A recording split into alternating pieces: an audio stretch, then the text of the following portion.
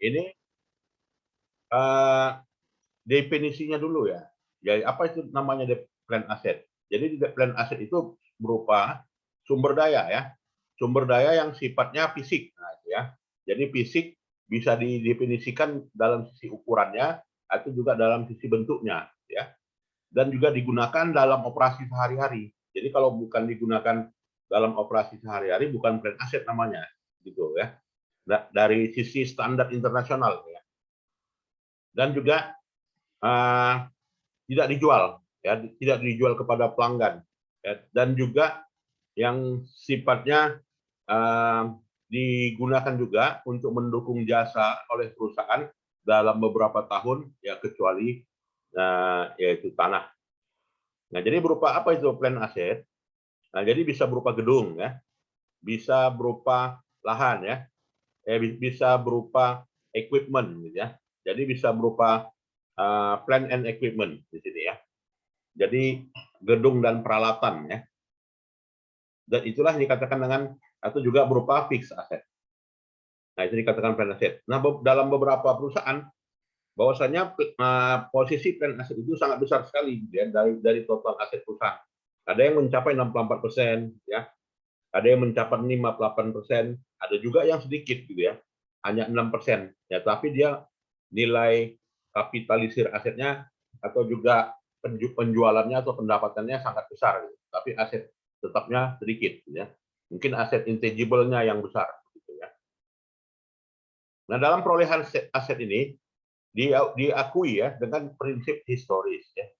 Jadi prinsip historis seluruh pengeluaran diakui ya sebagai aset yang siap digunakan. Tanah begitu juga ya. Jadi tanah di sini siap digunakan, dan dalam perolehan tanah itu ada biaya-biaya. Biaya namanya biaya pembelian, kemudian juga biaya apa ya? Biaya konsultan penilai ya, komisi broker atau juga biaya pajak PBB gitu kan. Diasumsikan semuanya. Nah, ini merupakan kelompok-kelompok biaya yang dapat dikapitalisir di dalam harga tanah. Nah, ini contohnya ya. Ya, contohnya bagaimana ilustrasi yang menunjukkan mulai dari perolehan tanah ya senilai 2 juta ya, dalam hal ini ada beberapa biaya-biaya lainnya seperti misalnya biaya ya attorney fee ya, broker commission ya, semuanya ditotalin. Nah, jadi ditotalin itulah yang namanya capital expended apa ya, kapitalisir ya, mengkapitalisir dari harga tanah. Nah, jadi ditotalkan ya. Jadi nilai tanahnya yang sebelumnya 2 juta ya menjadi 2.150.000 ya. Karena apa? Ya karena ada beberapa komponen biaya lain yang dikapitalisir. Dan di catatan akuntansi itu akan di jurnal ya. Jurnalnya bukan 2 juta ya, tetapi 2.150.000. Nah, ini kita lihat. Jadi land di debit, kreditnya cash ya.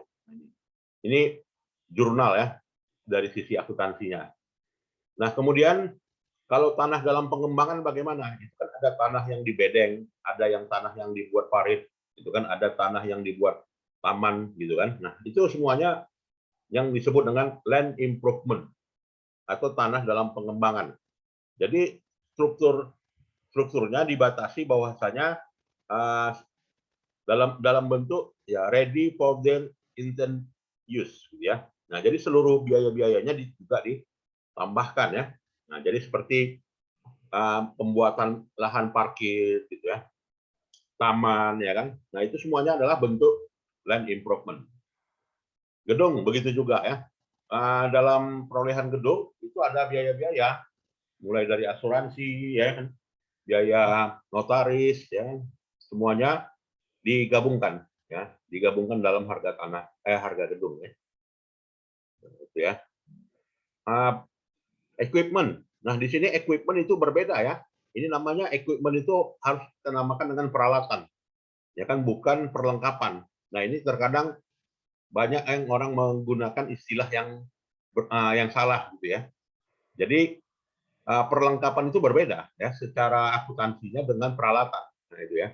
Jadi kalau peralatan namanya equipment atau bahasa bahasa kalau umum orangnya menyatakan inventaris katanya kan. Nah, itu inventaris adalah equipment. Nah, itu ya Bapak Ibu ya. Jadi inventaris itu adalah equipment. Jadi termasuk beberapa biaya perolehannya, seperti misalnya biaya belinya, pajaknya, pajak penjualannya, pajak angkutnya, gitu kan, ongkos angkutnya, ongkos asuransinya, biaya pengepakannya, biaya instalasinya, biaya pengujiannya, itu semuanya ditotalkan ya, dikapitalisir namanya. Nah, ini contohnya. Nah, bagaimana mengkapitalisir sebuah harga truk.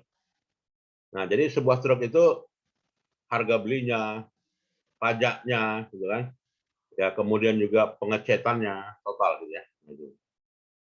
Nah, jurnalnya bagaimana? Ya, jurnalnya diakui. Ya, jurnalnya diakui ya sebagai berikut. Ya, jadi ini peralatan, biaya lisensi, kemudian juga asuransi dibayar di muka. Kemudian juga pengeluaran selama usia manfaatnya, sehingga dalam hal ini apa ya, ada biaya reparasi, gitu ya, atau juga biaya pengembangan. Nah, semuanya di sini menimbulkan apa yang disebut dengan revenue expenditure atau juga capital expenditure. Nah, itu ya. Dan depresiasi kita lihat ya, bagaimana dari penggunaan, dampak dari penggunaan plan aset tadi gitu ya, itu menimbulkan yang namanya depresiasi. Apa itu depresiasi?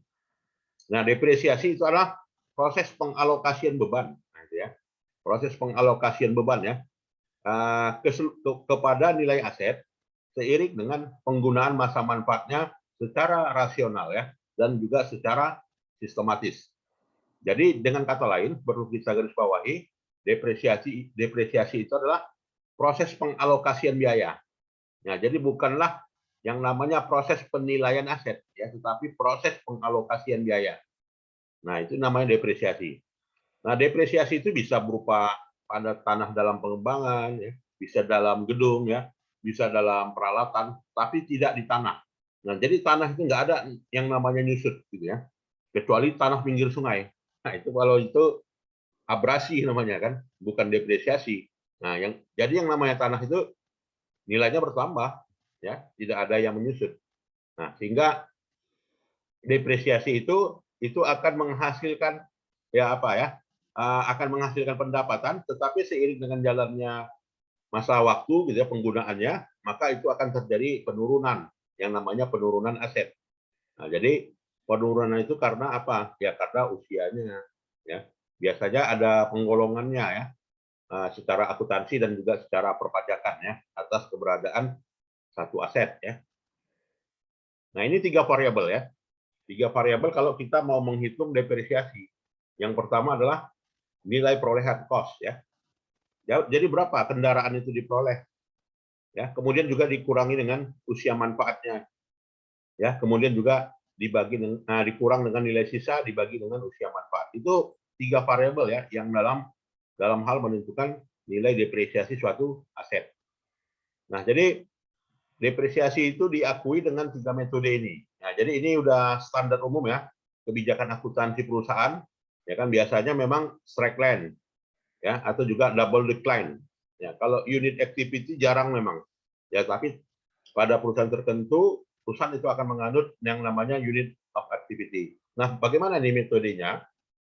Nah, ini kita lihat ya, sebuah aset nilainya 13.000, nilai sisa atau salvage value 1.000, usia manfaatnya 5 tahun ya, atau sudah digunakan dalam 10.000 mile ya, 100.000 mile.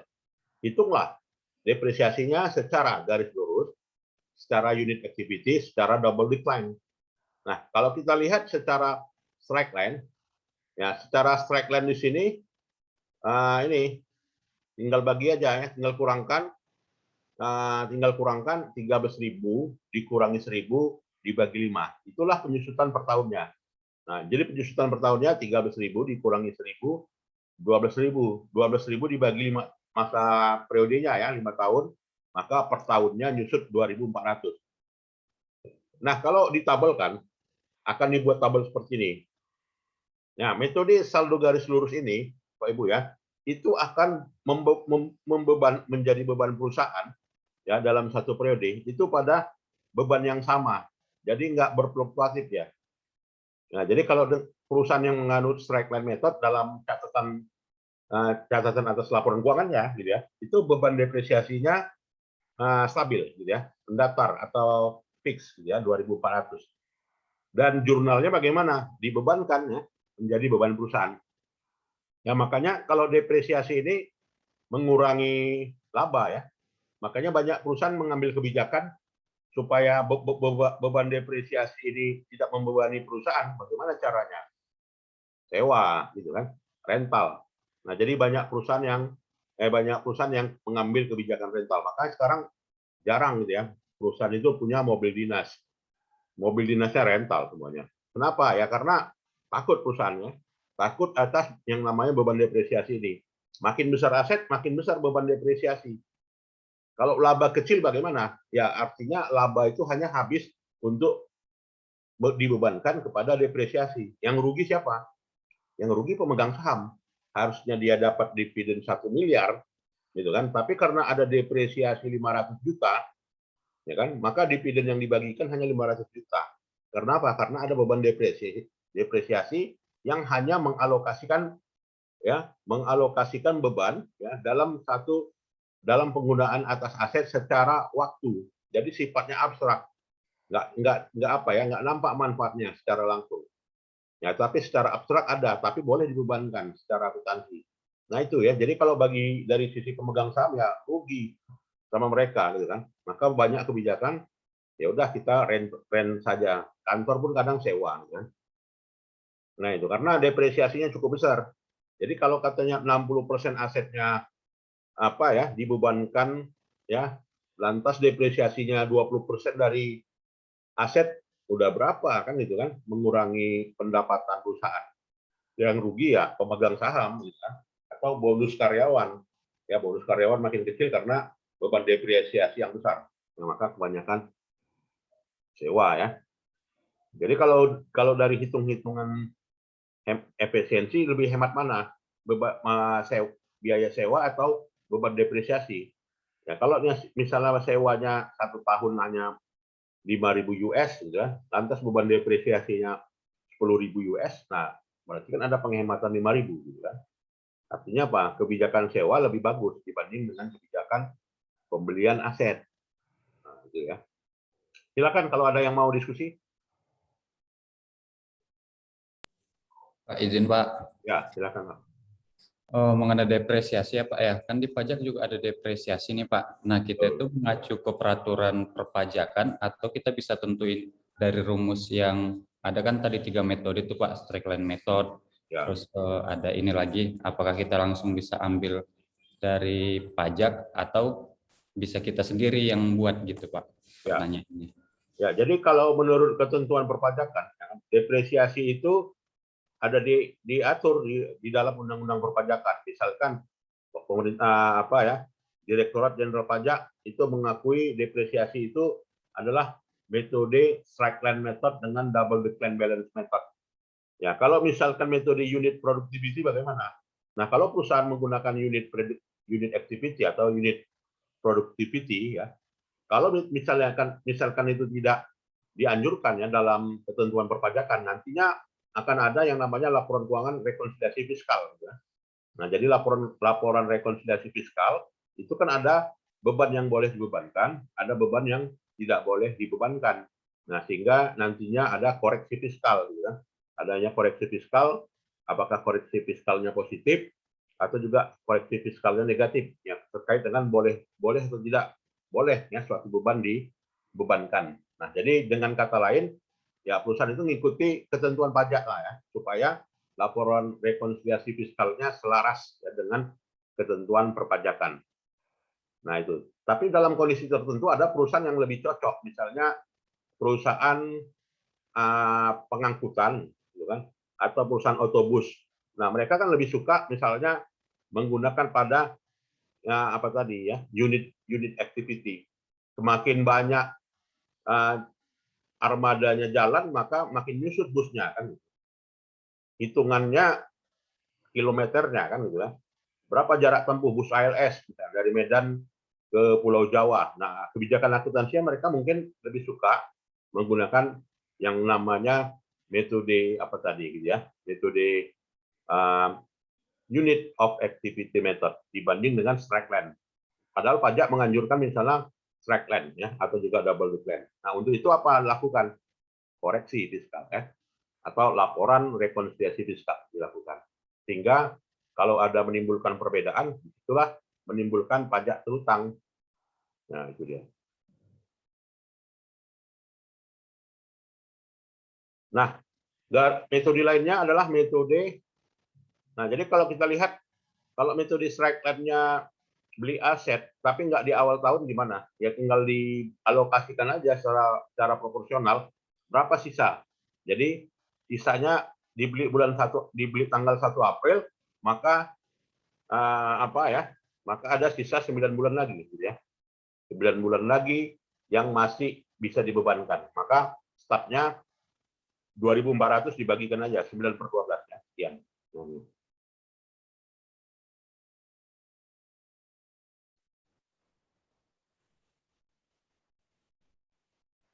Ya, berikutnya dengan metode unit activity. Nah, jadi unit activity itu adalah ini nilai apanya?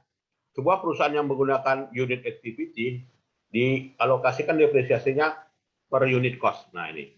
Jadi nilai depresiasinya 12.000, unit total unit of activity-nya 100.000 mile, maka depresiasinya 0,12.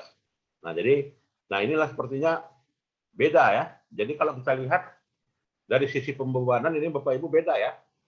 2020 beban depresiasinya 1.800. Ya 2021 3.600. Di 2024 1.200 kan ini berbeda ya. Nah, karena berbeda jurnalnya ya beban depresiasi kreditnya akumulasi depresiasi. Jadi di sini dampaknya gimana ke perusahaan? Ya labanya berfluktuasi gitu kan. Labanya berfluktuasi. Karena apa? Tergantung unit activity-nya. Semakin banyak armada kendaraan busnya berjalan atau jalan gitu kan, maka unitnya akan meningkat, depresiasinya akan meningkat. Nah, jadi di sini menimbulkan perbedaan. Itulah objek dari rekonsiliasi fiskal ya. Kemudian double decline ya atau disebut dengan declining balance method. Jadi akselerasi dari berbagai metode. Jadi melakukan depresiasi pada nilai aset seiring dengan masa manfaatnya 2 kali. Ya, jadi double decline di sini adalah suatu rate ya, kali 2 dari garis lurus ya. Dan disajikan berdasarkan pada nilai buku gitu ya. Nah, ini contohnya straight line. Tadi kan 20% ya. Nah, jadi dengan double decline double-nya. Jadi tadi penyusutannya 40% dari 13.000, 5.200 gitu ya. Maka asetnya, maka nilai bukunya 7.800. Nah, 7.800 dikali lagi 40%, 3.120 bebannya kan.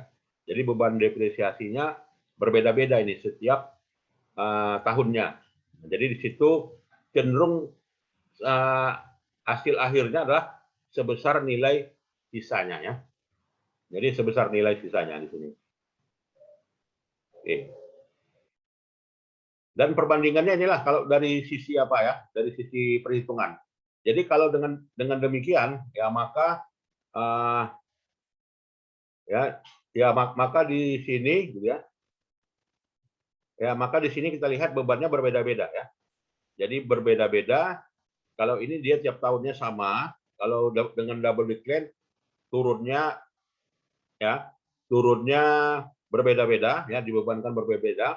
Sedangkan unit activity itu fluktuasi tergantung pada unit kegiatannya ya, unit activity-nya yang berbeda ya. Jadi menunjukkan beban depresiasinya total akhirnya tetap sama ya, tetap habis dia 12.000 ya, tapi pembebanannya tiap tahun berbeda-beda ya untuk menyusun laporan keuangan akhir tahun oleh perusahaan. Nah, itu ya. Silakan ada yang mau kita diskusikan? Ya, kalau secara grafik kita gambarkan seperti ini, grafik dari depresiasi dulu ya. Nah, perusahaan mau pakai mana? Secara internasional diakui 3 itu. Nah, itu ya.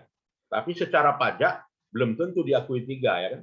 Nah, boleh kita lihat KUP ya, ketentuan umum perpajakan dan pada undang-undang pajak. Pakai metode mana? Nah, itu ya. Jadi kalau pakai metode garis lurus, ya maka ya, tapi kebanyakan perusahaan ya pakai garis lurus ya, straight line. Nah, supaya apa? Ya, supaya tidak banyak koreksi fiskal kan, karena kalau dia koreksi fiskal kan repot ya. Repotnya ya berhubungan dengan pajak masukan dan juga pajak keluar apa ya, terutang pajak dan juga utang pajak. Dampaknya ke situ. Ya, maka perusahaan kebanyakan ya udah kita pakai straight line saja kan. Itu semuanya diungkapkan di catatan atas laporan keuangan ya, pada laporan keuangan yang bersangkutan. Nah, itu. Nah, ini dan hubungannya depresiasi dengan pajak pendapatan ya, itu tadi semakin besar depresiasi maka pajak pendapatannya makin rendah. Ya, maka DJP juga nggak mau apa ya, rugi. Ya, karena depresiasi ini sebenarnya yang paling berdampak ya terhadap penerimaan pajak. Ya, maka dari sisi kepentingan perusahaan ya supaya apa ya, supaya penghasilan pemegang sahamnya tinggi, ya bonus karyawan tinggi, apa yang dilakukan kan gitu kan? Yang namanya apa ya? Yang namanya tax planning gitu kan?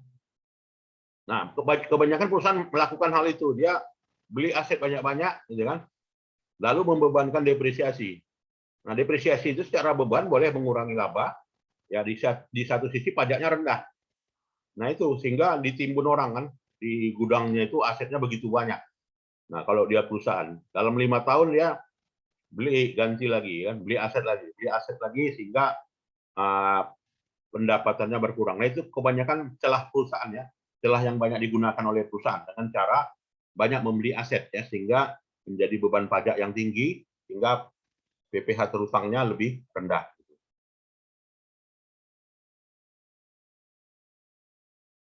Jadi revaluasi aset juga diperkenankan ya. Jadi revaluasi aset diperkenankan yang berdasarkan pada ya annual basis ya. Dan hasil revaluasi itu akan menimbulkan yang namanya keuntungan itu ya biasa ya. Jadi menimbulkan keuntungan maka depresiasinya timbul dan diakumulasikan depresiasi tersebut ya. Silakan. Dan kemudian kita lihat, nah ini depresiasi ya kita abaikan. Nah sekarang penghapusan. Ya, jadi kita melihat di sini penghapusan aset. Nah, untuk penghapusan aset disebabkan karena apa? Karena memang aset itu sudah habis masa manfaatnya, harus diistirahatkan, gitu ya. Ada yang mau dijual, ya, ada yang mau ditukar. Nah, sehingga catatan depresiasinya dalam hal ini ada menimbulkan yang namanya penghapusan aset. Jadi untuk penghapusan aset itu dieliminasi atas asetnya dengan cara mendebit akumulasi dan mengkredit nilai asetnya. Nah, itu cara perusahaan ya ketika mau melakukan penyisian aset. Secara internasional ini diatur ya, dibolehkan. Nah, itu, Bapak Ibu ya. Dampak dari pengisiran aset ya tidak ada uang masuk gitu kan, tidak ada kas yang diterima perusahaan. Kenapa? Karena asetnya disposalkan ya, digudangkan. Nah, karena dia digudangkan, asetnya berkurang lah ya, decrease.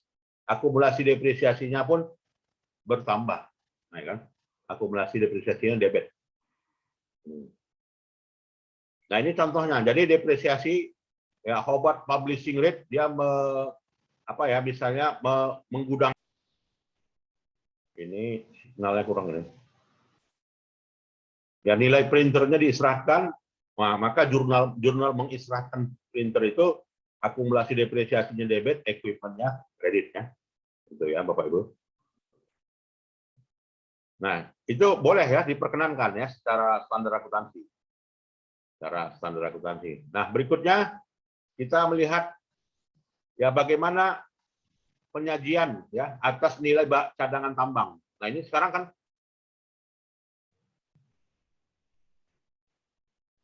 nah, ini juga kita lihat ya, yang cadangan tambang itu juga menyusut ya.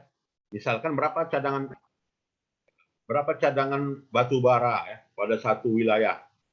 Kan itu harus diestimasi. Ya, maka dalam hal ini ya, pada natural resource, pada gas, oil atau juga mineral, ya, dalam hal ini karakteristiknya secara fisik ada dan juga ditempatkan ya hanya secara alamiah yang ada di kandungan tanah. Jadi semuanya semua biaya dalam memproses itu ya maka ikut disajikan ya Bapak Ibu. Nah, jadi yang namanya depresiasi pada cadangan tambang itu namanya depletion.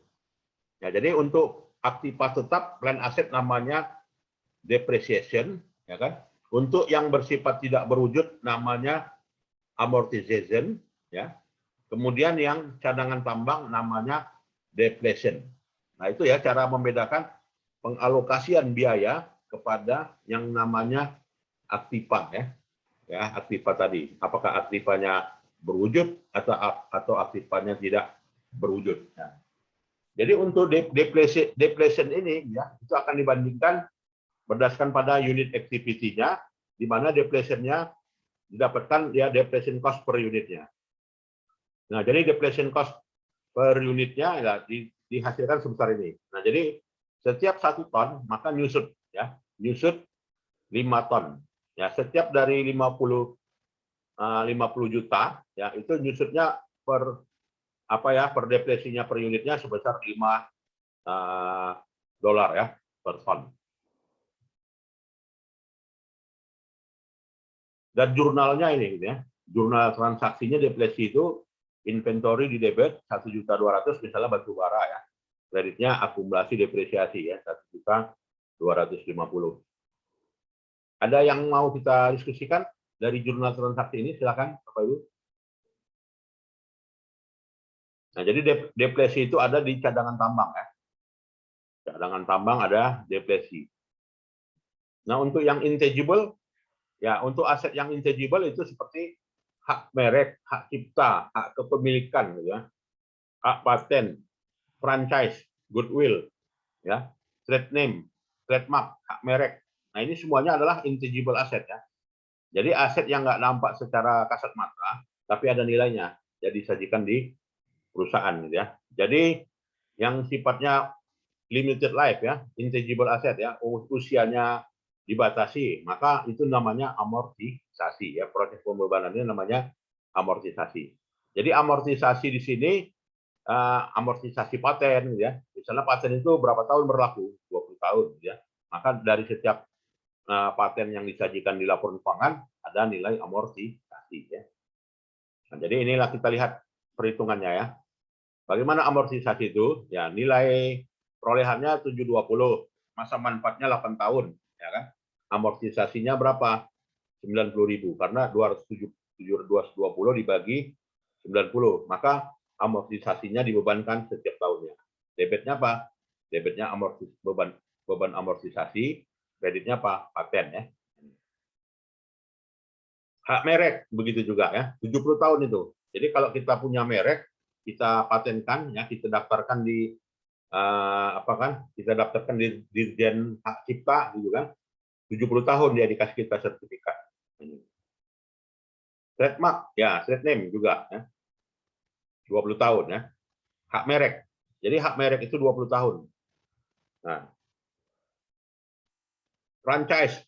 Nah, ini juga franchise ini banyak ya sekarang diterapkan, seperti misalnya produk makanan gitu kan, atau juga usaha restoran gitu ya. Itu banyak yang menerapkan yang namanya franchise. Goodwill gitu juga ya. Jadi goodwill di ada nilai ya, ada nilainya juga disajikan di perusahaan, tapi tidak ada amortisasinya ya. Kenapa? Ini kan goodwill ini terkait dengan nilai positif dari suatu produk ya atau juga perusahaan. Seperti karena apa? Lokasi perusahaan yang bagus, hubungan pelanggan yang cukup bagus, ya kemampuan skill karyawan yang cukup bagus, ya atau juga kualitas produk yang cukup bagus. Nah, ini disajikan nilainya di perusahaan yang namanya goodwill ya, Bapak Ibu. Dan pengeluarannya ya ada namanya research and development ya terkait dengan paten, copyright ya. Kalau dulu misalnya teknologi Bluetooth itu kan, penemu Bluetooth itu mempatenkannya kan, mempatenkannya selama 80 tahun. Ya ternyata teknologi Bluetooth itu sekarang udah banyak digantikan ya, sehingga nilainya juga akan menurun ya di laporan keuangan, maka nantinya akan ada yang namanya amortisasi ya. Nah itulah. Dan sekarang bagaimana penyajiannya di laporan keuangan? Nah penyajiannya di laporan keuangan ini ada ya. Jadi di property plant and equipment posisi. Ya inilah disajikan ya di laporan keuangan. Di mana disajikan? Di property plant and equipment ya. Less ya. Less-nya itu accumulated depreciation. Less-nya itu accumulated depreciation. Less-nya itu apa? Less-nya itu terkait dengan depletion. Nah, ini ya.